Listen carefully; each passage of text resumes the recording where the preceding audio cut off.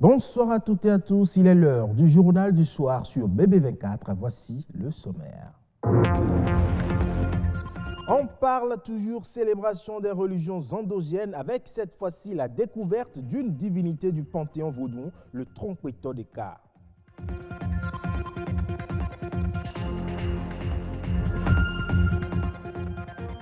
Le Bénin regorge d'un patrimoine musical incommensurable. Fait de chants et danses, cette richesse se meurt et il est important aujourd'hui de la valoriser.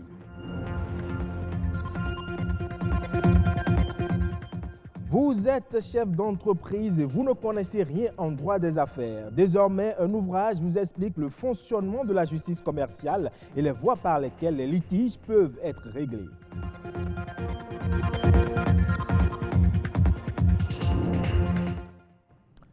C'est un vaudou populaire. Selon la croyance, ce culte est reconnu comme étant un grand bienfaiteur et le propriétaire des secrets de la fortune matérielle. On parle là du Tronkpeto de Ka et du Tronkpeto V, deux divinités à l'occasion de la célébration de la Journée nationale des religions endogènes.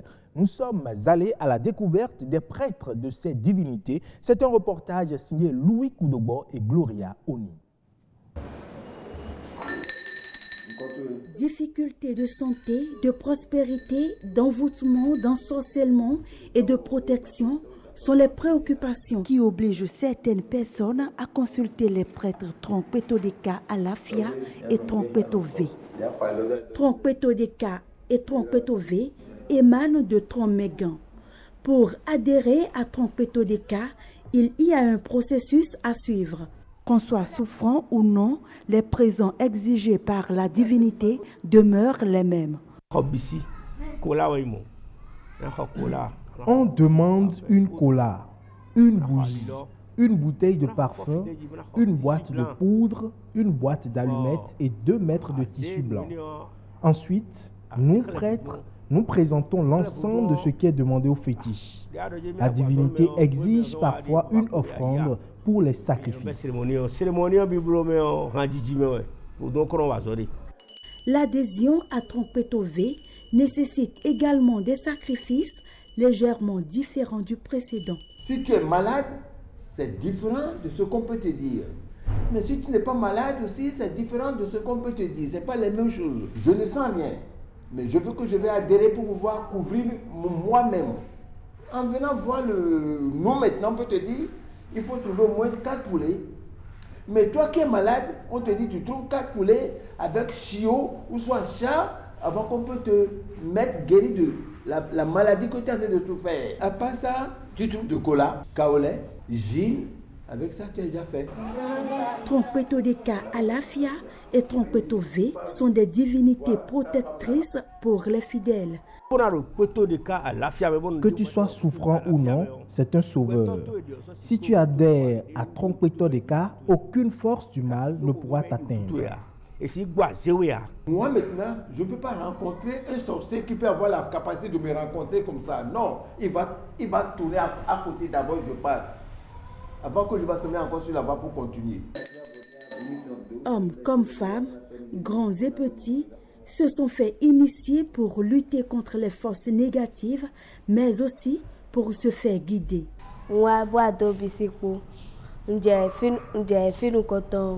Je suis venu m'incliner devant la divinité pour savoir ce qui ne va pas chez moi. Ils m'ont dit que je mens beaucoup et qu'il faut que j'arrête de mentir.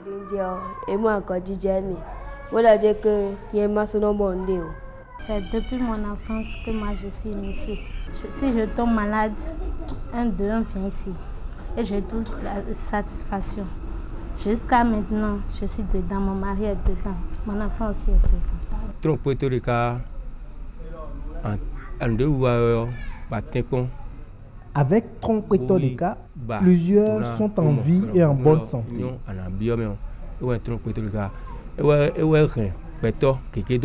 Je suis né dans Tronkpeto de Ka Alafia.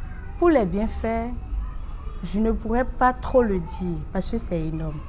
Tout ce que je peux dire, tant que je suis né dedans, il m'a gardé en vie et jusqu'à présent, ce que j'ai souhaité être, je le suis maintenant. Tronkpeto de Ka Alafia et Trompetové sont des gardiens de jour comme de nuit. Ces divinités ont en commun le châtiment du malfaiteur et la protection du bienfaiteur. Le Bénin est l'un des rares pays africains où les rythmes, chants et danses traditionnels jouent un rôle prépondérant dans la vie quotidienne. Un patrimoine musical issu du règne des différents rois et qui perdure encore à ce jour. Mais quel est l'apport de la tradition à la musique béninoise et comment promouvoir la musique béninoise à travers ces rythmes, danses et danses des couvents? Réponse dans cet extrait réalisé par Lazare Migan et Mathieu Soken.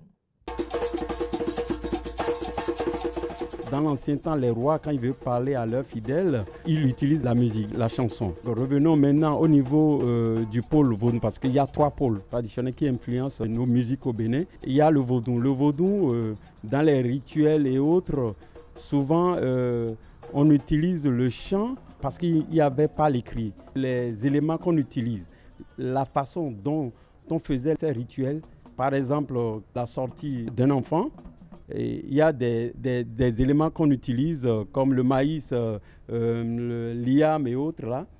On met tout ça là en musique. Et le comportement, celui qui va faire la sortie, on met ces comportements-là en musique. Parce que c'est pas facile d'oublier la musique. 3e pôle, c'est la période de la traite négrière, l'esclavage, où il y a plusieurs esclaves qui ont passé par le Bénin, par Cotonou, Ouida et puis de l'autre côté. Donc tout ça là, réuni, ça a créé la diversité musicale. C'est pour cela que nous avons un patrimoine musical incommensurable. Il est important de faire une communication de masse.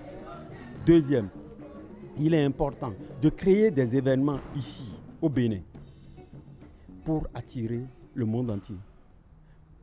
Le musicien béninois peut jouer la musique du monde entier, mais le monde entier ne peut pas jouer notre musique. Pourquoi? Parce que la tradition culturelle est ancrée dans les habitudes des Béninois. Et ça, il faut vendre. Quel comportement adopter en cas de contentieux commerciaux et quelles sont les voies de recours dont dispose un chef d'entreprise en cas de litige commercial? Ce sont là des préoccupations prises en compte par le livre La justice commerciale, un ouvrage qui retrace point par point l'organisation, la saisine, la délibération et l'exécution des décisions touchant le monde des affaires. Enoch Mpati et Brice Thibozo pour le point. Des ovations pour saluer la plume d'un praticien de droit qui enrichit à nouveau les librairies et les bibliothèques d'un ouvrage du droit commercial. La justice commerciale, c'est le titre de cette œuvre littéraire qui expose, décrit et analyse les nouvelles règles qui régissent le processus de règlement juridictionnel des différends générés par la vie économique. Il s'est agi pour lui d'expliquer le fonctionnement de la justice commerciale à travers une étude non seulement de ses organes, mais aussi des voies de droit par lesquelles les acteurs du monde des affaires peuvent déjà s'adresser à la juridiction elle-même, qu'elle soit de premier ou de second degré. Dans l'exercice de la réflexion, l'auteur a particulièrement pris le soin d'enrichir son travail par le recours fréquent et constant à la législation étrangère, notamment le droit français, dont pour l'essentiel nous sommes tributaires, mais également il s'est référé aux droits des pays membres de l'OHADA, notamment le Sénégal, la Côte d'Ivoire et d'autres pays. Plusieurs différends naissent, faute de l'ignorance des textes qui encadrent l'exercice commercial en République du Bénin. Voilà pourquoi l'ouvrage « La justice commerciale » est une bréviaire pour les opérateurs économiques. J'ose dire qu'en ce qu'elles sont créatrices de valeur, qu'en ce qu'elles sont pourvoyeuses d'emploi, qu'en ce qu'elles sont élevatrices des indices de développement économique des nations, les entreprises ne doivent souffrir d'aucune maladie de nature paralysante. Les entreprises doivent bien se porter. Des soins appropriés doivent leur être prodigués en cas de besoin et de manière adéquate. Précisément, les contentieux issus de l'exercice de l'activité commerciale doivent être traités avec célérité, simplicité et efficacité.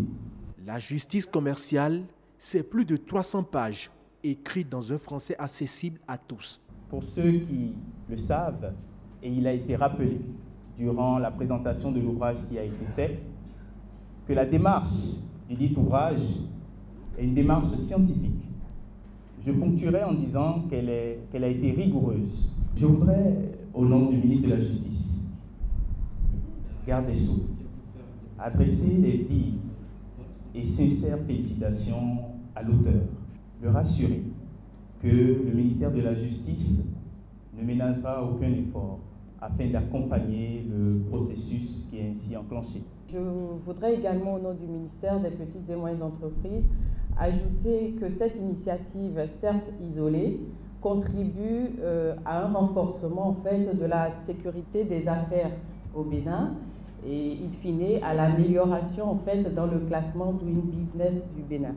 L'œuvre est une opportunité pour les chefs d'entreprise béninois. Le livre n'a pas de prix.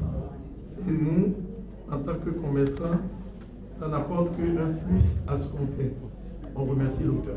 En plus d'être magistrat, Valentin Vidjanaï-Bako est un spécialiste des questions du droit commercial.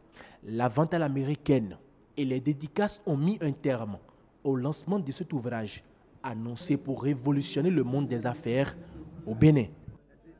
On va à présent en Mauritanie où l'autorité de régulation des télécommunications a infligé une amende de plus de 568 millions de francs CFA aux 3 opérateurs de téléphonie mobile. La raison évoquée est la défaillance du service. Selon un communiqué du régulateur des télécoms, les sanctions infligées font suite à une mission de contrôle de la qualité de service, voix et data offertes par les 3 opérateurs de télécommunications électroniques du 20 octobre au 25 novembre 2018. Ces derniers avaient reçu de nombreuses mises en demeure sur la mauvaise qualité de service notifiée à chacun d'eux depuis 2016. Voilà qui referme cette édition. Merci pour votre aimable attention. À demain.